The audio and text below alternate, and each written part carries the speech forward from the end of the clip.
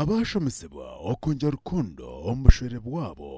oka ekitiinisa abashaija baabo hamwe n'okugira omuganda omu kutungura obushwere n'amaka gaabo.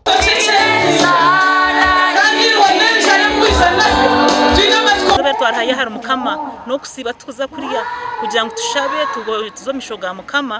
tumugambire bitu byona tumuhereze tumukwasi kugira ngo tubantu manyangu ebirukuru byambitandika abantu bakugira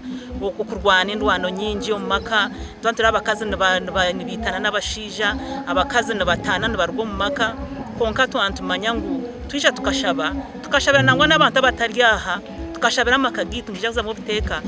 emhondano necendero mu mihangaritu ya Uganda nduremu so okushaba kwa bacara bizobero kwesi yona no kubanyisa okwekandura okwegarra busya okuriyo omukono gwawe nogenda utine nsonga atina kufutira mukono nabwo echo bishop na mama kandi okusaba noko abantu bona kwakuryo kwa abantu bona abarama abanyakaturiki harimo aba pentekoti harimo abasiramu noko abantu bona akabura umuntu wena n'umuntu warhanga ebyona byabebembirimo abakazi abebembezi ahansi y'uburebezi bwa Nkole